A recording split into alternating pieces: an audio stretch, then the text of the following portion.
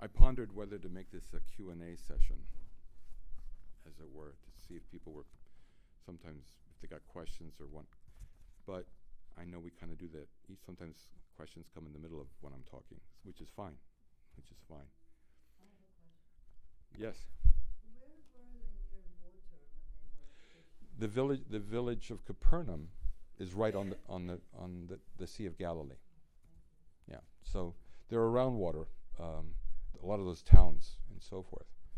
It was a gigantic lake is what it was, but it had a lot of fish, and a lot of people made their business. And actually you can go today and see a lot of that there, and even they have found a boat, a fisherman's boat, that would have been used by the fishermen at the time. And even now they found a couple of houses they're calling Peter's house or Jesus' house, because obviously they know from archaeological digs Christians worshiped there later. Why would they worship in those houses? Type of thing later. But that's to keep in mind. This is a place where fishing takes place.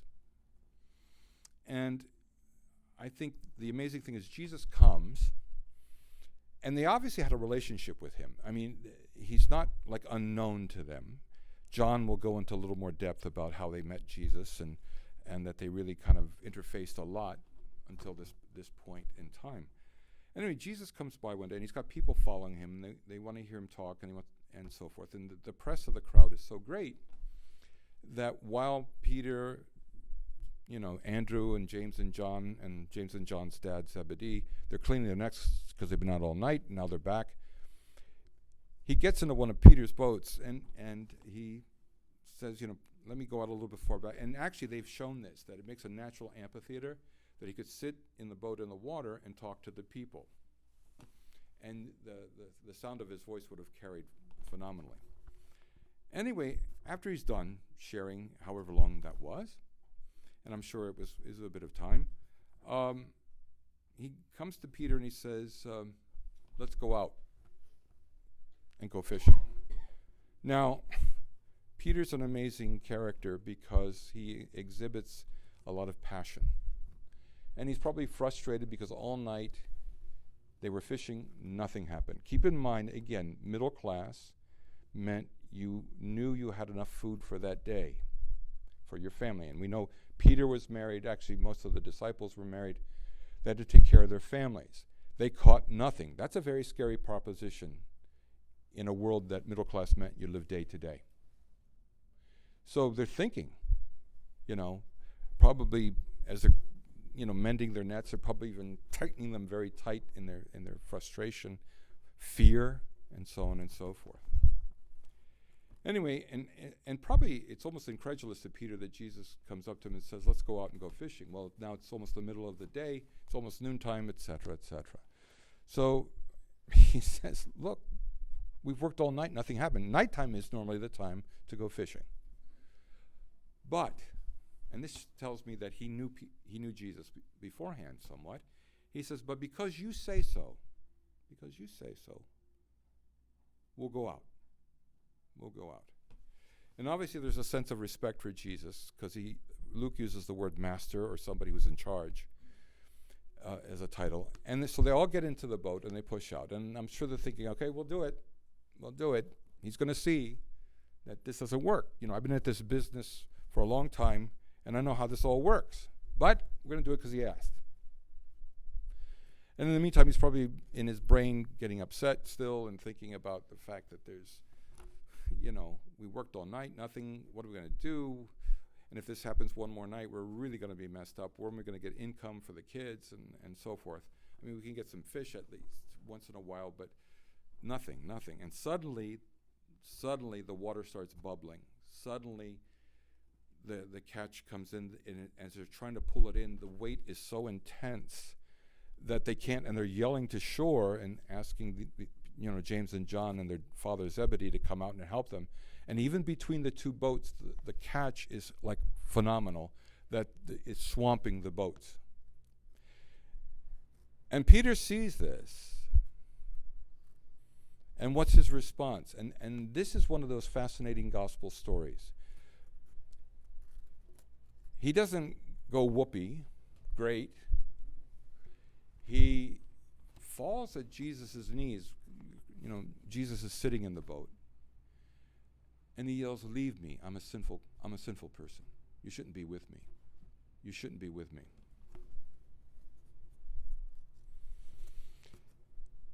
And he actually says, "I'm a sinful man." He uses the gender-specific man in this case. He says, "I'm a sinful man." Well, Peter, we know there was a tradition and reputation about him being very passionate. Peter would sometimes talk before he thought things through. He was caught up in his feelings. I can imagine when Jesus will bring Matthew into the picture, that maybe Peter's swearing under his breath about tax collectors, and keep in mind again how tax collectors were seen. And Matthew apparently was a tax collector in that town, so he'd have been known to Peter. You imagine that when Jesus asks Matthew his name, and Matthew tells him, "Matthew or Levi, I've been known by both names," and Peter's going, "Yeah," and by a lot of other names. So, this is somebody who struggles, and he lives in a time where it's very fearful. You're struggling day to day. You don't know what's going to happen. You don't know what the Romans are going to do. You don't know what illnesses are going to take over your family. You're hoping, and you feel like everything is so dependent on you. And suddenly he sees somebody who goes far beyond what he could ever have the ability to do. And he realizes the contrast. And there is something about the truth of when we realize who God is and we really have an encounter with God, that it starts to strike us, the difference between the two. The reason, for instance, we do the Jesus prayer a lot in the Eastern tradition is not so much because we're trying to get God to change his disposition. He's not a monster. But if we really were aware of God's presence and who he is and what he's about, we would say, "Have mercy on me." It would be like, I remember Archbishop Demetrius giving the great illustration. You walked into one of those incredible, generators where they, and it says 25,000 volts. Don't touch, be careful, and so on and so forth. And not because electricity is out to get us, but you would be in awe of this incredible source of power in that way. And God's not out to hurt people. He's out to heal. He's out to heal. And Peter realizes the contrast.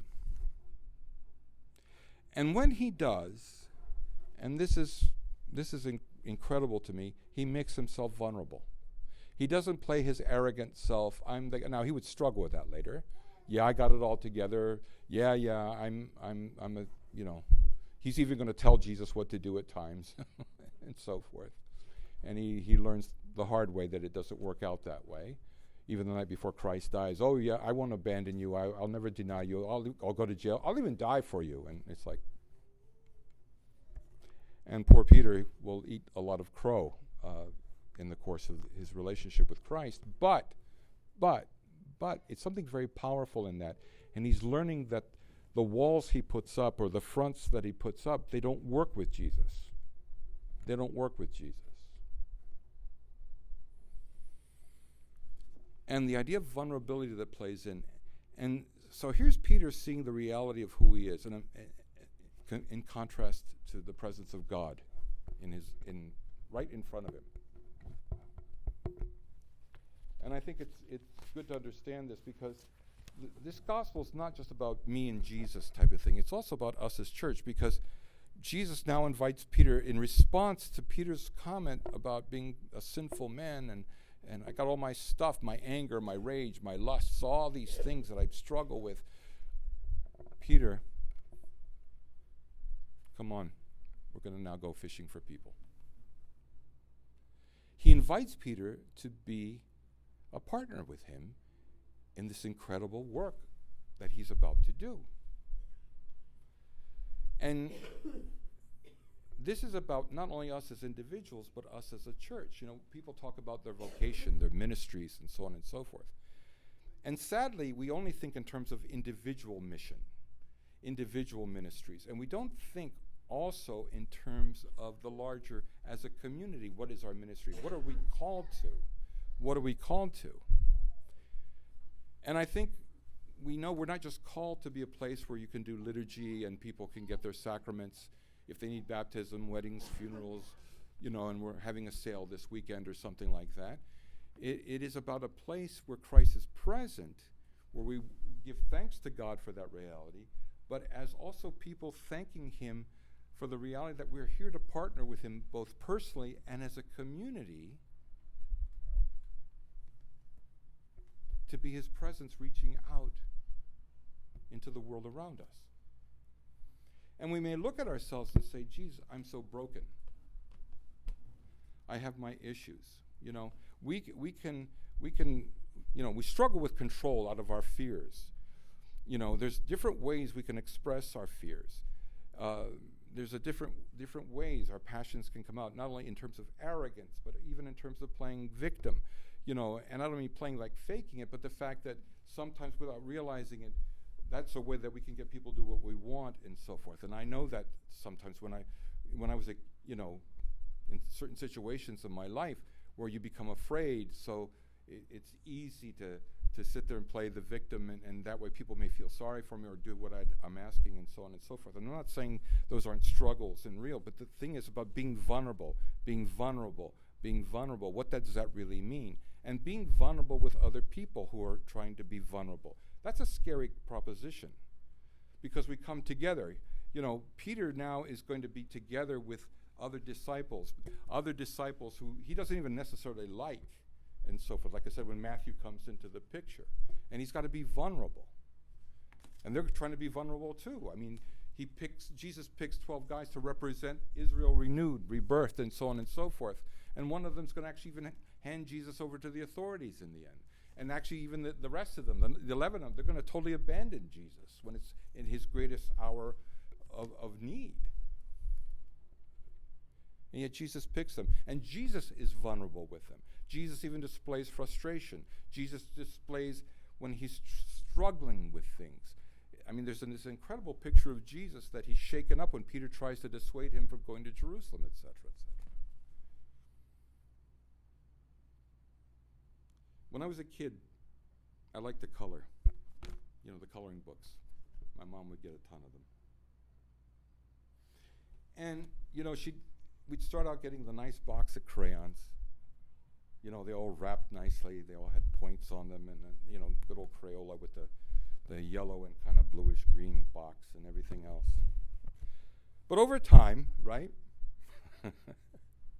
not only would these crayons wear down and you're tearing off the wrappers around them, some of them would break, and you'd go from having this nice box of Crayolas to like one of my dad's old cigar boxes full of half stumps. But you know what? Even those broken crayons made a great picture. And all those crayons were together in this box. But they could make a great picture. And I think that's what we need to see. Is that God brought us together even as broken crayons sometimes to know this reality. And even at times when we don't know what's going on and things seem out of control. I want to read something here from Metropolitan Nicholas and kind of start to wrap this up. Metropolitan Nicholas has his PhD in astrophysics. He taught at Harvard, MIT, but I'm sure people in Berks County would have told him how to run a church. And other places. And they would have said, "We're paying your salary. We're paying your salary, so do it." Anyway, God love them.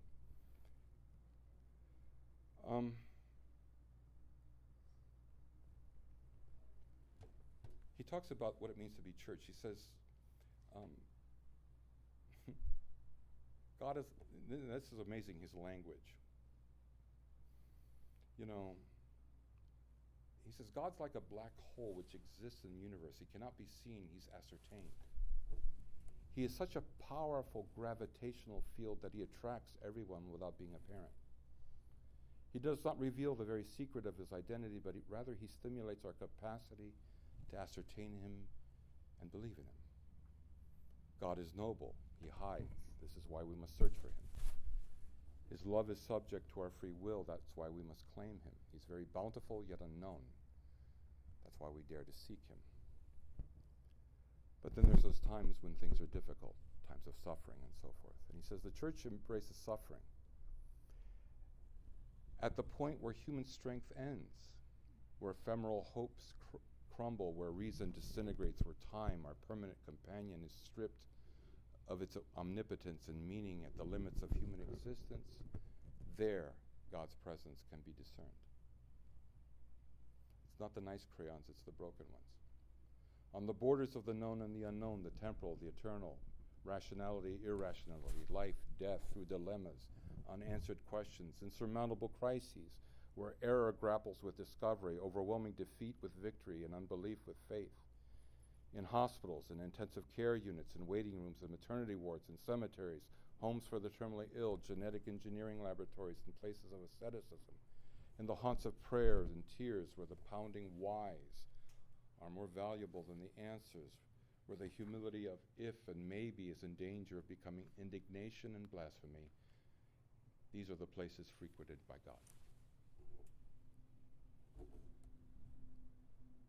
who is omnipresent. It is here that the encounters of God's revelation occur. It is here that the great meeting takes place. And really, it's all facilitated, he says, in the environment of the church. And we move in that based from being within the church, which is why he says the church embraces suffering. She confesses them as opportunities. Through them, she traces God's imprints. That when things are difficult, you know, when Jesus did the miracle of all these fish, all of a sudden, I don't think we realized there was another problem. I'm sure the tax collectors in town are going, ooh, income. Other things. But here's the amazing part, is that God, he takes us, and Peter, Andrew, James, and John will leave. In other words, their life is no longer defined by the everyday just struggling to survive. Now, it doesn't mean there won't be crises and problems. I mean, most of the apostles, at least 11 of them, would die a violent death in the end. We used to joke about this when you really learn the New Testament, when you learn Scripture, that if the apostles knew what they were getting into, would they have gone with Jesus? They had no idea in the beginning. It's like a lot of the kids today go to college, and it's like they think they know, but they don't know. They have no idea yet, even what they're going to fully major in sometimes. And sometimes even if they do, like some of us, you wind up not doing what you were trained for. You have no idea what you're going to get into. But God is, and the thing of God being there, and the church being the base from which that works. But that's very scary at times. We're coming together, and by being in an environment that accepts that we all have some brokenness, but that God is here, and that he is the healer, and he's still calling us to work with him, to be loving, to be accepting, to be patient, to be good, to reflect Christ the best we can. And that it's no longer our fears, our lusts, our rage, or whatever, fill in the blank of whatever we struggle with. Our attempt to control when things seem so out of control.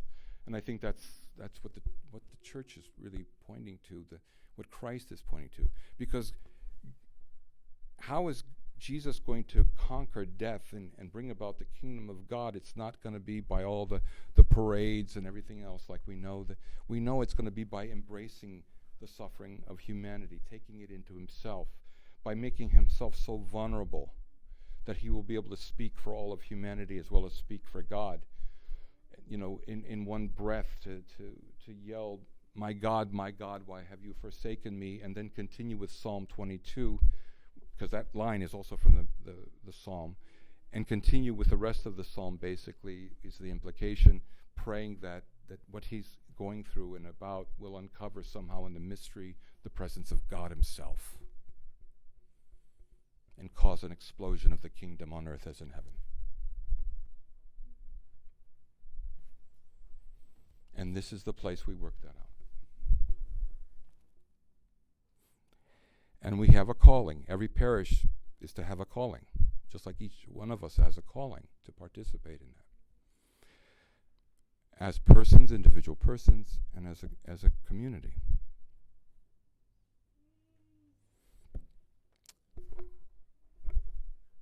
That's it. I am having difficulty remembering.